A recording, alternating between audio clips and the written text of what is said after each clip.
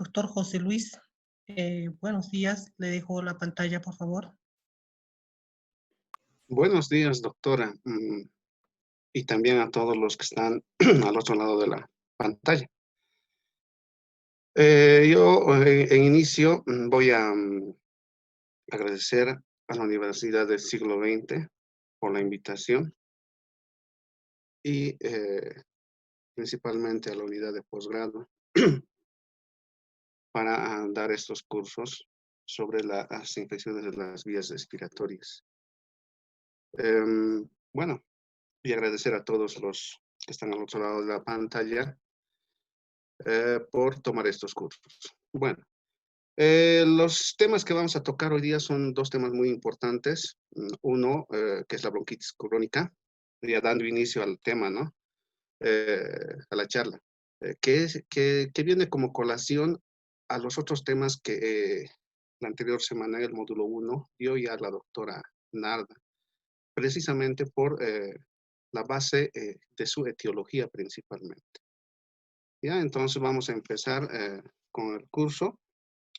Bueno, la bronquitis aguda. La bronquitis aguda es una enfermedad inflamatoria de la vía aérea de mayor calibre. ¿Por qué de mayor calibre? Nosotros tenemos en la parte anatómica, en la región anatómica, en la vía respiratoria, 16 generaciones, ¿ya?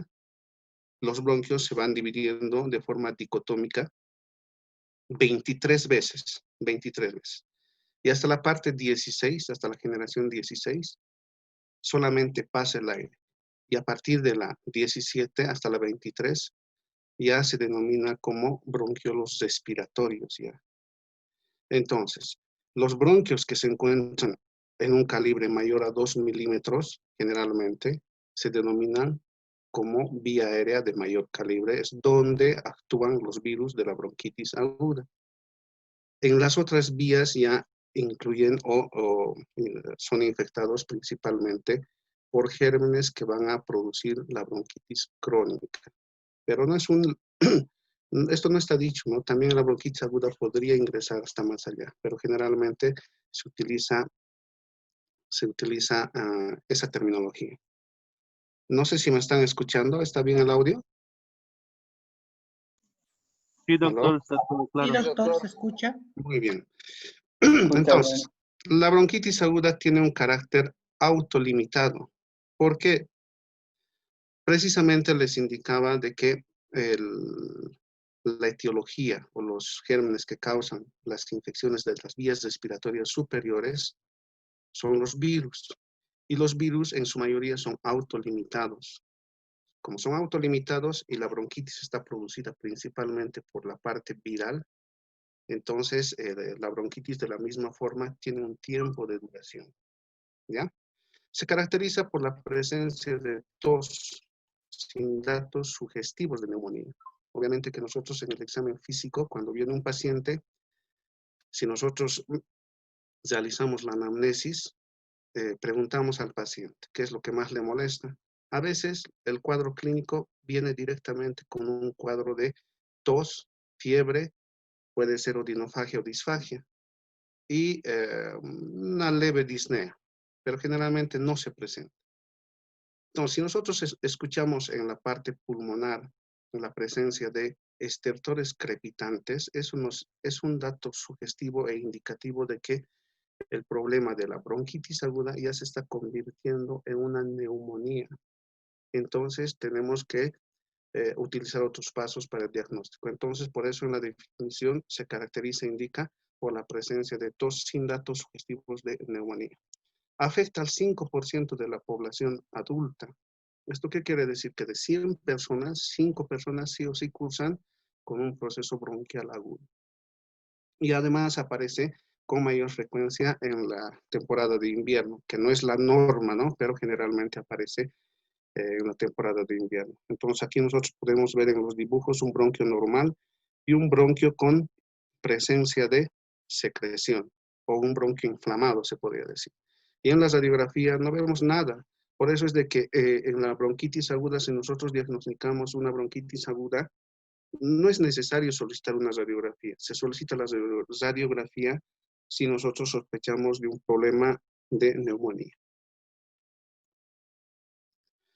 Entonces, aquí vemos, en cuanto a su etiología, nos indica que más del 90% de los casos de las bronquitis aguda es de causa no bacteriana, no bacteriana, ¿ya? Y solo se identifica el patógeno causante en un 16 a 40% de los casos.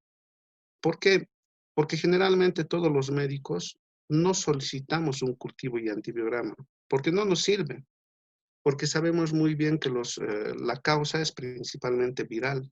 Y si en algún momento estos pacientes tienen un problema bacteriano de inicio, como podemos ver en este lugar, está producido por la Bordetella pertussis y el Mycoplasma y la Clamidia pneumoniae.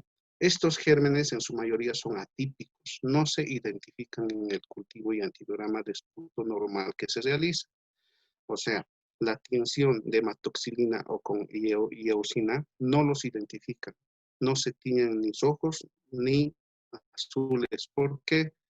Porque no tienen pared celular. Entonces, por eso es de que generalmente no se solicita un cultivo y antibiograma. ¿Cuándo se solicita un cultivo y antibiograma de esputo? Cuando ya las cosas, la clínica, principalmente en el examen físico pulmonar, va a cambiar, se altera. Entonces, por esa situación. Entonces, como aquí indica, los virus son la causa habitual, 90% de los casos, ¿ya? Y en orden de frecuencia, los virus de la influenza A, B, para influenza, coronavirus, virus, virus sincitial respiratorio, todos los virus que anteriormente en el módulo 1 ya se había visto, ¿ya? Estando influenciado por el carácter epidémico y estacional del año. En una minoría de los sujetos se identifican las bacterias como responsables de la infección, a quienes le identificamos a la Bordetella, ¿ya? Y a veces, en ocasiones, cuando se solicita un estudio de crioaglutininas principalmente, que es el estudio que identifica a los gérmenes atípicos, principalmente al micoplasma, que en nuestro medio lo encontramos, sí se puede identificar, pero generalmente nunca lo pedimos, ¿no? ¿Por qué? Por dos cosas. Uno, porque suponemos ya o atribuimos que está cursando con una infección eh, producida por un germen atípico, porque es un virus generalmente, ¿ya? Entonces, como dicen aquí, las bacterias atípicas ocupan un papel importante en el origen de la bronquitis aguda. Las bacterias atípicas, ¿ya? Principalmente el micoplasma. Aquí lo había resaltado un poco. Entonces, ¿cuáles son la etiología? Principalmente virales y bacterianas en orden de frecuencia. Está la influenza A, para influenza, coronavirus, rinovirus, el virus sincitial respiratorio, el metapneumovirus. Y dentro de las bacterias, la Bordetella pertussis, que muy pocas veces también lo identificamos, el micoplasma y la clamidia. Clamidia en nuestro medio generalmente casi no hay, principalmente el micoplasma pneumoniae, ¿ya? Referente al cuadro clínico. El cuadro clínico, el cuadro o el síntoma principal de la bronquitis aguda es la tos, ¿ya? La tos que en su mayoría suele durar entre 5 días a menos de 3 semanas, cuando el caso de bronquitis aguda no es complicado, porque hay bronquitis agudas que duran más tiempo, en los cuales sí hay que hacer hincapié y hay que solicitar otro tipo de estudios. Se puede asociar o no a esputo purulento. Nosotros vemos en la consulta privada y en la consulta externa, donde la mayoría atendemos pacientes, cuando acude un paciente, es típico a veces inician con tos directamente, tos no productivas, lo que más les molesta a los pacientes, o a veces acuden con un cuadro de rinorrea o dinofagia, malestar general, que eso posteriormente presenta tos. Entonces, es un dato ya inicial para poder sospechar por qué germen el paciente puede estar cursando, con qué germen, ¿no? Si existe un cuadro viral, obviamente es un resfriado común, nosotros atribuimos directamente de que la bronquitis puede ser de esa causa viral. Si nosotros tenemos que el paciente está cursando con un cuadro de tos no productiva, directamente vamos de que sospechamos de que el paciente podría estar cursando con un cuadro por germen atípico, ¿ya? Entonces, puede ser la expectoración de tipo mucoso o puede ser de tipo mucopurulento, ¿ya? En la radiografía, obviamente, no existe un proceso o imágenes sobreagregadas si es que solicitamos. Muchos pacientes presentan hiperreactividad bronquial, observándose en la espirometría un descenso del volumen expiratorio forzado en el primer segundo y una prueba broncodilatadora positiva que suele recuperarse sin problemas. Este estudio generalmente no lo hacemos. ¿Por qué? Porque generalmente la espirometría es para ver cuadros, para la identificación de cuadros obstructivos y restrictivos crónicos, sin patología aguda sobreañadida. Este estudio se realiza, este estudio se realiza para ver si existe una respuesta broncodilatadora. ¿Cómo se realiza? La espirometría se la realiza en dos oportunidades. En una primera, se toman los datos y se puede identificar que el índice de Tiefenau, que así se llama, que nos indica un proceso obstructivo, se encuentra menor a 0,7. No sé si tengo aquí la imagen. No la tengo. Entonces, se encuentra menor a 7, a 0,7. Y para ver la gravedad, nosotros podemos observar de que el volumen expiratorio forzado en el primer segundo, que así se llama, se encuentra menor al 80%. Pero cuando nosotros utilizamos, principalmente se realiza con el salbutamol a una dosis de 200 microgramos, 2 inhalaciones, y esperamos 10 minutos y realizamos un nuevo estudio, vemos que el problema obstructivo o el volumen expiratorio forzado en el primer segundo aumenta, se incrementa. Entonces, ahí nosotros llamamos que la prueba broncodilatadora es positiva. Entonces, existe un dato de una hiperreactividad bronquial en ese paciente. Algunos pacientes cursan con esto y otros pacientes no cursan. ¿Qué encontramos al examen físico pulmonar? Principalmente nosotros tenemos que encontrar sibilancias. No podemos encontrar otro dato. Si nosotros encontramos estertores crepitantes, entonces nosotros ya podemos atribuir de que esto está cursando o se está complicando con un problema neumónico. Como bien sabemos, los virus atacan más o se presentan más en pacientes inmunocomprometidos, en pacientes que tienen algún tipo de comorbilidad o, o directamente en pacientes mayores de edad, mayores de 60 años. Entonces, en ese tipo de pacientes nosotros debemos ya sospechar de que algo está pasando en la parte pulmonar. Entonces, el diagnóstico, como habíamos indicado hace rato, es netamente clínico, basado en los antecedentes, en la historia clínica, cuándo ha pasado, desde cuándo el paciente ha presentado este cuadro clínico, con qué ha empezado, qué es lo que primero le ha molestado. Entonces, todos esos datos a nosotros nos sirven. ¿En qué momento viene la fiebre? No se olviden que algunos cuadros son similares al cuadro de un resfriado común, como por ejemplo, lo más común que nosotros tenemos a nivel nacional es la tuberculosis. A veces la tuberculosis empieza así, con un cuadro viral, parecido a un cuadro viral, un resfriado, hay un poco de rinorrea y existe la fiebre. La fiebre principalmente en este tipo de pacientes es de tipo nocturno, o a veces no hay fiebre, pero sí hay diaforesis nocturna que cede de forma espontánea. La duración es más o menos 3, 2 horas, 4 horas, dependiendo del paciente. Son pacientes que no presentan datos de neumonía ni antecedentes de EPOC. La EPOC, ¿por qué se considera la EPOC? Porque dentro de la EPOC nosotros tenemos un cuadro similar a la bronquitis, que se denomina bronquitis crónica, que después lo vamos a ver en este mismo capítulo posteriormente. ¿Ya? Entonces, nosotros indicamos de que no existe datos de neumonía. Es la principal complicación en pacientes con bronquitis aguda o en pacientes sobreinfectados. Entonces, en los exámenes complementarios, ¿no? Habíamos indicado que solamente se solicitan los exámenes complementarios cuando se sospeche de una neumonía. ¿Cuáles son las recomendaciones? ¿No? Principalmente para nosotros el examen físico. Cuando nosotros vemos a un paciente que viene con datos de un problema,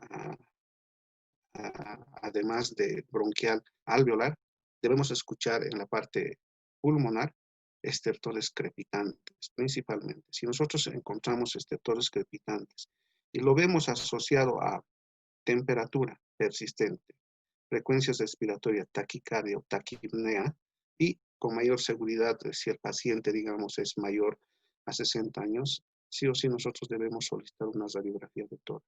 ¿Ya? Son las recomendaciones para realizar una radiografía de tórax en pacientes con un problema infeccioso pulmonar. Podemos solicitar un examen de sangre, una analítica, que no es específico, puede presentarse con una leucocitosis no muy marcada o simplemente con una neutrofilia, que no es muy significativo en la bronquitis.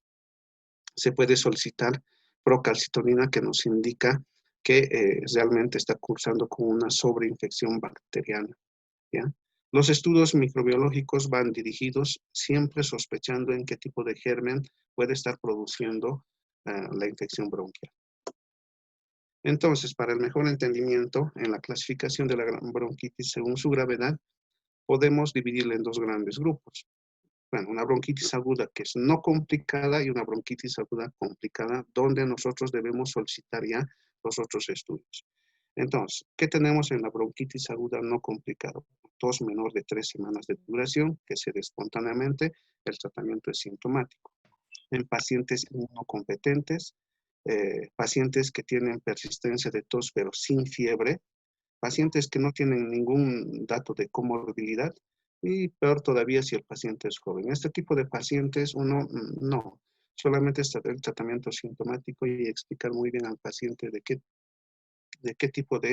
por qué tipo de enfermedad puede estar cursando. La bronquitis aguda complicada es un poquito más, tiene un poco más tiempo de duración, es mayor a 3 semanas, puede durar entre 3 hasta 6 semanas, más allá no puede durar. Paciente inmunodeprimido, fiebre, que presente comorbilidades y que sea un paciente mayor de 60 años. En este tipo de pacientes sí se presentan algunas complicaciones que nosotros debemos detectar en su momento, porque si nosotros dejamos pasar, la neumonía, no se olviden que tiene un alto grado de mortalidad cuando no se lo detecta a tiempo. Entonces, igual, la bronquitis aguda, según el cuadro clínico, lo vamos a dividir en dos fases, una fase aguda y una fase prolongada, dependiendo del tiempo.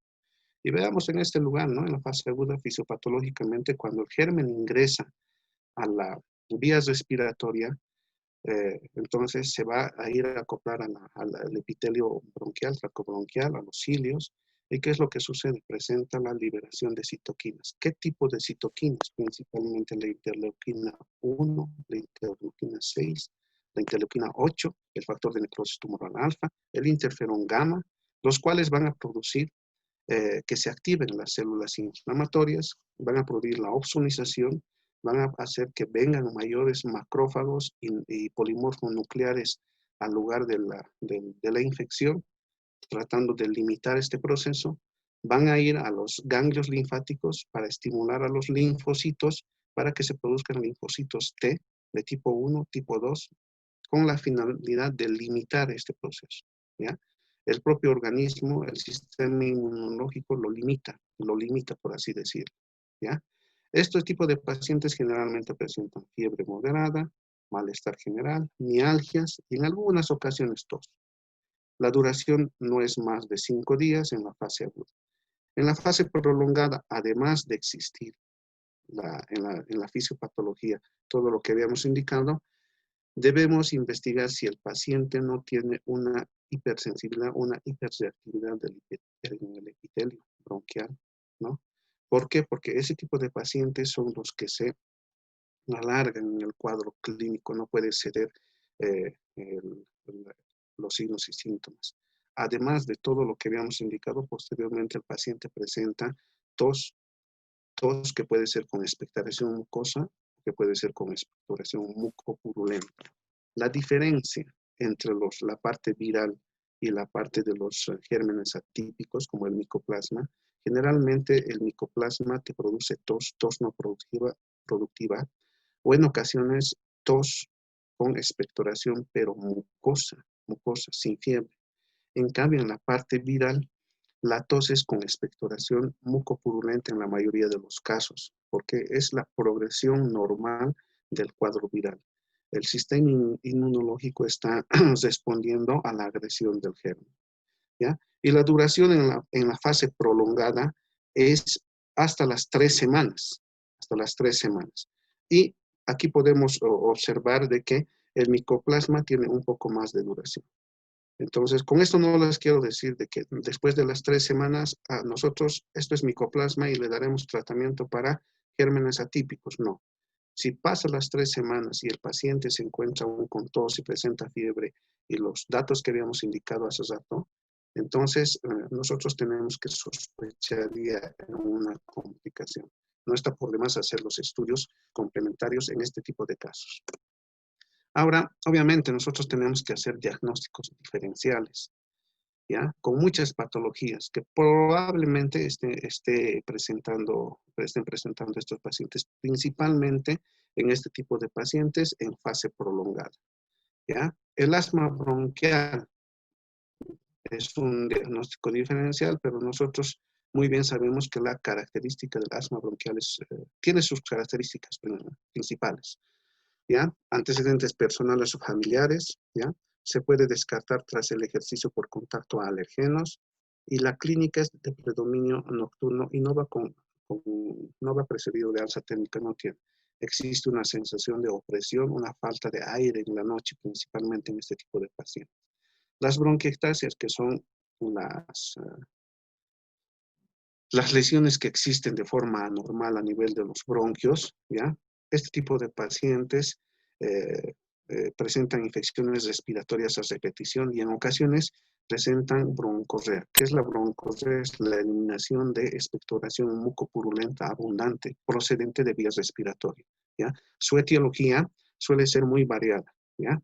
Principalmente también los virus, también los gérmenes oportunistas son los que van a producir este tipo de complicaciones en las bronquiectasias, ¿ya? Generalmente las bronquiectasias tienen antecedentes en nuestro medio de haber cursado con un problema infeccioso anteriormente, ¿ya? La fibrosis quística, el síndrome mucociliar o el síndrome de cilio inmóvil son principalmente genéticos. La bronquitis crónica, bueno, es la que más se parece al tema que estamos llevando ahora, solamente que varía con el tiempo y los factores de riesgo. Es un proceso crónico que se caracteriza con tos y expectoración de varios días al mes, ¿ya? Por lo menos durante 3 meses y por lo menos durante 2 años consecutivos. Entonces ahí nosotros ya debemos sospechar de una bronquitis aguda. ¿Y por qué en EPOC la bronquitis aguda es parte de la EPOC? Por eso lo llamamos y está encuadrado dentro de la enfermedad pulmonar obstructiva crónica. Se pide otro tipo de estudios que posteriormente vamos a ver, vamos a tocar hoy día este punto de la bronquitis crónica. La neumonía, como habíamos indicado, es una complicación muy frecuente de las infecciones de vías respiratorias superiores, en este caso, pero no podría ser por una neumonía viral, puede ser por una neumonía por germen atípico, por el micoplasma, puede ser, pero generalmente son por gérmenes oportunistas, en pacientes inmunodeprimidos, en pacientes añosos, ya que mañana en el acápite de neumonías vamos a tocar. El goteo nasal posterior como complicación de una rinitis, una sinusitis principalmente, una rinosinusitis principalmente en aquellos pacientes que tienen una sinusitis, existe descarga posterior y es lo que les lleva a la mayoría de los pacientes a una tos crónica, Entonces, para esto, lo primero que hay que curar es el origen del proceso inflamatorio crónico, igual que el reflujo gastroesofágico. Nosotros sabemos muy bien que a medida que pasan los años, eh, cuando nosotros estamos en sedestación, principalmente por la noche, existe un reflujo gastroesofágico. Y por la acidez produce un proceso inflamatorio permanente, persistente de la región laringea o de la faringe. Por lo tanto, el paciente lo manifiesta con accesos de tos y sensación de que existe algún tipo de secreción a nivel de la garganta. Entonces, en este tipo de pacientes, principalmente en los dos últimos, goteo nasal posterior y reflujo gastroesofágico, nosotros debemos tratar la causa que está produciendo el proceso inflamatorio faríngeo permanente. Hay muchos pacientes que vienen con este tipo de problemas. Y otra causa de tos crónica que no estén aquí es los problemas alérgicos. Los problemas alérgicos también producen permanentemente una sensación de que existe un prurito a nivel faríngeo y persistencia de la tos en este tipo de pacientes. Son las tres causas fundamentales que hay que investigar cuando un paciente tiene tos crónica, sería el estudio del paciente con tos crónica. Entonces, el tratamiento debe ir principalmente orientados en la etiología del paciente. Habíamos indicado hace rato que el 90% es viral, ¿ya? Entonces, el tratamiento va dirigido a la hidratación y al reposo en los pacientes. Muchos dicen, ¿no? Un cuadro viral, un resfriado común, no puede, pues, hacer que faltes al trabajo, dicen. Pero no es así. Más al contrario, en un 5 a 7% de los pacientes es la principal causa de ausencia laboral y ausencia escolar en este tipo de pacientes. Ahora, actualmente, si un paciente está con un cuadro respiratorio ahora con la pandemia que estamos cursando, yo pienso que del 100% de los pacientes que cursan con un cuadro viral, entonces debe abstenerse de ir a trabajar, ¿no? Por prevención hasta descarte del problema con el cual está cursando el paciente. Evitar irritantes ambientales como tabaco y gases tóxicos en estos pacientes y utilizar antipiréticos y analgésicos. El tratamiento tiene que ir dirigido a la parte sintomática solamente en este tipo de pacientes, ¿ya? Entonces, nuevamente, aquí está, la etiología es viral en el 90% de los casos.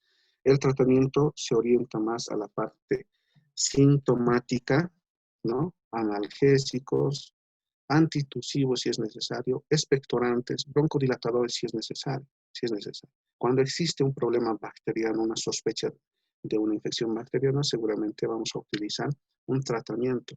El tratamiento en este tipo de casos siempre va a ser empírico, como ya les había indicado. Si nosotros solicitamos un cultivo y antibiograma de esputo, nunca sale el germen, no se reporta el germen.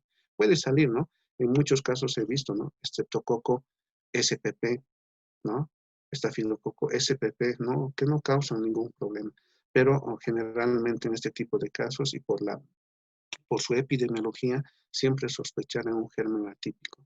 Puede ser el micoplasma en nuestro medio y una bacteria que es la Bacteria pertussis. Entonces, el tratamiento debe ir dirigido a ese tipo de gérmenes, cuando el problema ya es más prolongado. Entonces, un algoritmo, ya vemos, cuando un paciente viene a la consulta externa, la anamnesis realiza una buena anamnesis, una exploración física. La anamnesis en este tipo de pacientes es muy importante, ¿no? Si el paciente viene con tos con expectoración, ¿ya?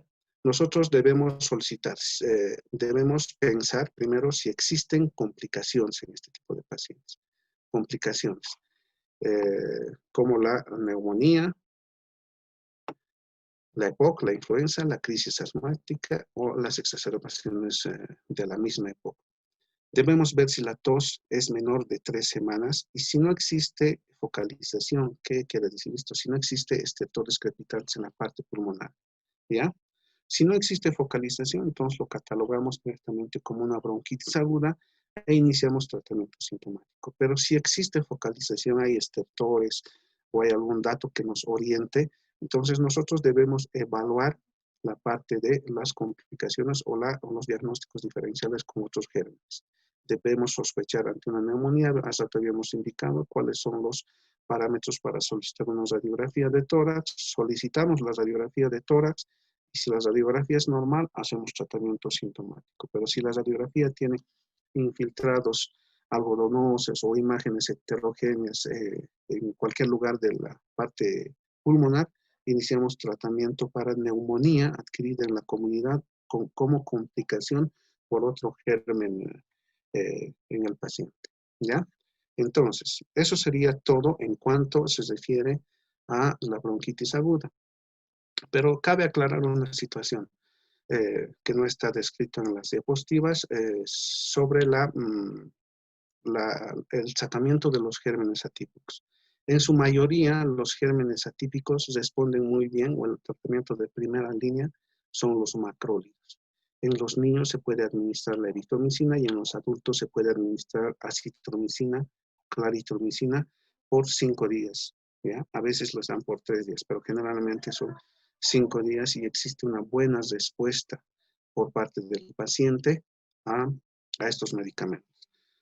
Bueno, eso sería con respecto a la bronquitis aguda.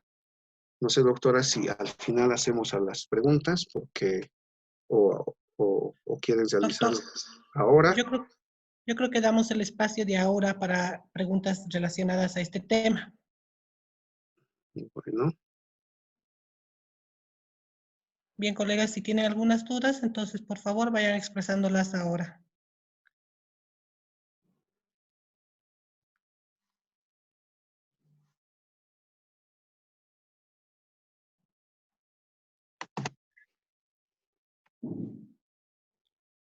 bueno, creo que no hay dudas, pero tal vez al final de la charla existan algunas preguntas.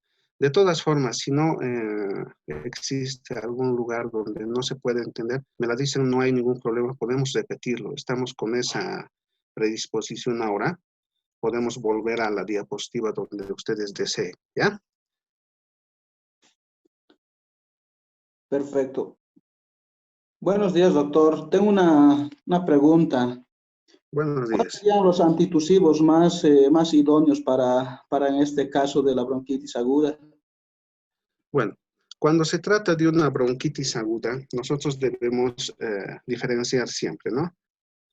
Si la tos es no productiva, a veces nosotros tenemos una bronquitis presencia de sibilancia solamente, sin expectoración, ¿ya? En ese caso sí se administra antitusivos. Y el de mayor elección, como todos saben, ¿no? Son la codeína y el dextrometorfano. Lo que más se utiliza es el dextrometorfano. Principalmente yo utilizo la codeína. Me va muy bien con la codeína a una dosis de 10 ml cada 12 horas. Cede muy bien utilizando antiinflamatorios y además de broncodilatadores si existen sibilancias. Entonces, con el paciente mejora con esta situación. Y a veces solamente utilizo broncodilatadores por unos 2 o 3 días. Muy bien sabemos nosotros que las sibilancias es también una causa de tos. Si nosotros broncodilatamos y permeabilizamos la vía respiratoria, la tos también automáticamente desaparece. En aquellos pacientes que cursan con expectoración, los antitusivos están contraindicados. Entonces, en este caso, nosotros debemos administrar expectorantes. Perfecto, doctor. Muchas gracias.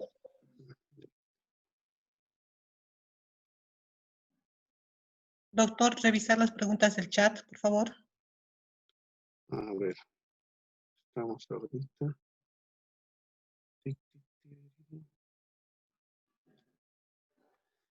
A ver.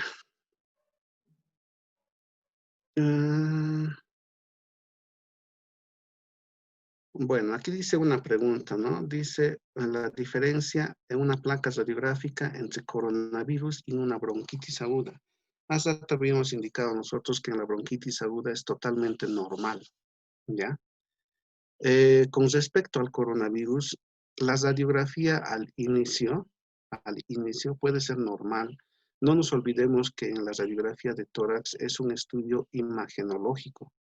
Nosotros podemos observar a veces que no existe nada en la radiografía de tórax, pero si nosotros realizamos una tomografía axial computarizada, podemos observar que existen lesiones ya periféricas o que están iniciando focos neumónicos o que existen datos de infartos pulmonares que al inicio en este tipo de pacientes son asintomáticos. Existe una etapa en la parte del coronavirus donde se denomina hipoxia silente. Hipoxia silente quiere decir que el paciente está con una saturación baja de oxígeno, no tanto, ¿no? Pero está totalmente normal ambulando y deambulando el paciente. Entonces, con respecto a la pregunta, la radiografía de tórax en la bronquitis aguda es normal y en el coronavirus, dependiendo de la gravedad, sí se puede observar focos neumónicos independientemente.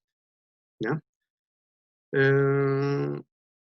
No, aquí dice una pregunta. La tuberculosis dijo que no existe neumonía, ¿no? La tuberculosis en la radiografía se manifiesta como un foco neumónico. Inclusive puede presentarse como una neumonía a focos múltiples cuando la tuberculosis es de diseminación broncógena.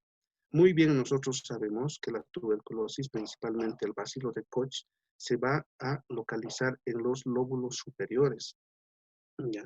En los lóbulos superiores. Y como es crónico, al principio no te produce síntomas. Cuando realmente te produce síntomas es cuando el paciente ya está complicado y ya está comprometiendo cierta parte del lóbulo o segmento pulmonar, principalmente lóbulo superior, segmento anterior, lóbulo inferior, segmento apical. Esos son los lugares de preferencia por el bacilo. Existe foco neumónico. No es que no exista. La tuberculosis sí produce un foco neumónico a nivel pulmonar. La neumonía tuberculosa, así se llama. Aquí dice, ¿cuál es el broncodilatador más recomendado? En este tipo de casos, los broncodilatadores principalmente se utilizan por aerosoles, principalmente uno por el mejor efecto a nivel bronquial, otro por los efectos adversos que producen. Imagínense que aparte de tener una bronquitis aguda o un problema de espasmo bronquial, el paciente tiene una arritmia cardíaca. Entonces, estos medicamentos incrementan la arritmia cardíaca cuando son utilizados por vía oral. Es por eso que nosotros debemos utilizar los medicamentos por vía inhalatoria. Pero muchos pacientes, principalmente los pacientes seniles y muchos jóvenes también, no pueden utilizar el inhalador. Es muy complicado para los pacientes, no pueden. Entonces, en este caso debemos elegir algunos broncodilatadores que no tengan muchos efectos adversos y a dosis mínima por vía oral. ¿Ya? Entonces, el mejor broncodilatador en inhalador es el salbutamol. Y el broncodilatador con menos efectos adversos es el bromuro de hipertrofia. ¿Ya? Otra pregunta dice, ¿cuántos días de impedimento requiere? Generalmente 3 días, ¿no? No se puede dar tampoco la baja médica por más de 3 días en la consulta externa. No puedes dar un día y el paciente vuelve mañana, está mal y extende el otro día más. No se puede. Directamente 3 días como impedimento laboral. Se puede dar, no es de que no se puede dar. Por 2 situaciones. Uno, por el bienestar del mismo paciente y otro porque el paciente no vaya y contagie a su entorno familiar o en el lugar donde trabaja el paciente. A ver, aquí dice la hipoxia silente, ¿de cuánto estaría hablando? Dice, no. La hipoxia silente es dependiendo del lugar donde nosotros vivimos. En nuestro medio se considera, según el Instituto Boliviano de la Altura, a nuestra altura que estamos en Potosí, a los 4.000 metros sobre el nivel del mar, se considera mayor a 86 lo normal inclusive, ¿ya? 86%. En cambio, en el llano es mayor a 94%. Es esa la diferencia. Si nosotros tenemos una saturación base, se llama, yo me saturo todos los días y sé que mi saturación es 89, 90%, ¿no es cierto? Principalmente en esta pandemia tenemos que hacerlo, tenemos que saturarnos, los que tienen su oxímetro de pulso, debemos encontrar la saturación base. Si nosotros estamos con un cuadro viral o con tos y empezamos a presentar una hipoxia silente, se llama una saturación de oxígeno de 88, 87, y vemos que mi saturación de oxígeno, digamos, es 90% y me hago una radiografía, y la radiografía está totalmente normal, es necesario hacer una tomografía. Y en la tomografía, con seguridad, vamos a encontrar algún foco o un infarto pulmonar o un foco neumónico mínimo que al principio o al inicio no dan signos sintomatología, solamente es la hipoxemia, nada más. A ver, ¿cómo podemos tratar la bronquitis aguda en un paciente embarazada? Bueno, existen, como es sintomático, los antipiréticos, el paracetamol es inocuo para el bebé, se puede utilizar, generalmente se utiliza el paracetamol. Y dentro de los broncodilatadores, si es que ameritaría, ningún broncodilatador está contraindicado. Si nosotros queremos dar algún antibiótico y pensamos en un germen atípico, ahí estamos en problemas. Tenemos que ver en qué mes de embarazo se encuentra la paciente. Si se encuentra en el primer trimestre del embarazo, es con mucho riesgo darle los macrólidos, en este caso. Entonces, el tratamiento tiene que ir netamente sintomático. Y como antitusivo utilizamos nomás el dextrometorfano. No existe mucho problema, dependiendo de la dosis también, ¿no? ¿Listo? Bueno, a ver, el coronavirus, los antitusivos convencionales se le puede dar o habría otros. No, en el coronavirus principalmente hay que ceder la tos. Es igual es un virus en realidad, ¿ya? Si la tos es no productiva y es muy latosa porque eh, el coronavirus cursa con una neumonía intersticial, ¿ya? Y cuando se complica con algún otro germen, es una neumonía también alveolar. Cuando se produce compromiso alveolar en el coronavirus es por exudado o llenado de líquido a nivel de los alveolos. Es un líquido denso, no es infeccioso al inicio, no es infeccioso bacteriano, me quiero referir.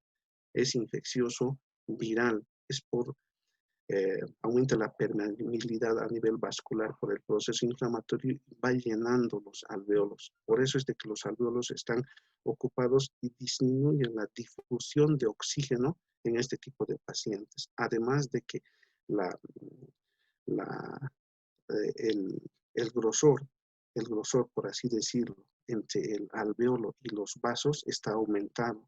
Entonces el oxígeno no puede pasar de un lado a otro. La perfusión en este caso no está alterada, pero sí está alterado la difusión de oxígeno. ¿Ya? Entonces, los antitusivos en este caso, si es que no existe y vemos y evaluamos bien, puede darse de forma sintomática, pero generalmente no. Nosotros muy bien sabemos que la tos es un mecanismo de defensa. Todo lo que está dentro tiene que ser expulsado. ¿Y cómo lo va a expulsar? Es con la tos. Es igual que en la diarrea. La diarrea es un mecanismo de defensa. Cuando nosotros comemos algo o tenemos algo malo en el intestino, se manifiesta con diarrea y la diarrea es lo que luego lo expulsa. Ya. Aquí dice en Cochabamba la saturación normal. Yo les voy a pasar un cuadrito, ya, de un rato, en base a la altitud. ¿Cuánto debería ser la saturación de oxígeno? Pero en Cochabamba más o menos unos 90%, ¿no? 90-92%, porque no está en la altura, no se considera. No es tan alto como La Paz, Oruro y Potosí. ¿Ya? La saturación en La Paz, Oruro y Potosí disminuye, pero con eso nosotros podemos vivir de forma normal. No hay ningún problema. En cambio, los pacientes o las personas que vienen del llano, principalmente de Santa Cruz, que está más bajo, a veces con solo venir a Potosí o a Oruro presentan un edema agudo de altura, que vamos a ver en el módulo. Al margen de un broncodilatador, hay unos medicamentos que están viniendo combinados en aerosol con algún antiinflamatorio no esteroideo, ¿no? Bueno, ¿cuál medicamento sería lo más indicado o no en este caso los aerosoles combinados? Bueno, primero tenemos que identificar la causa. Si se trata de una hipersensibilidad, no solamente la hipersensibilidad va a estar en la parte pulmonar, a veces se asocia, ¿ya? Generalmente vienen con una sensibilidad en vías respiratorias superior, como es muy conocido la rinitis alérgica, la faringitis alérgica, que esto compromete también la vía respiratoria, perdón. Entonces, existen medicamentos combinados. Los medicamentos combinados en su mayoría o en su totalidad vienen asociado a un corticoide en aerosol. Es un broncodilatador más un corticoide. Entonces, en este tipo de casos, que son muy pocos, se podría utilizar, pero no en vía sistémica, sí en vía inhalatoria.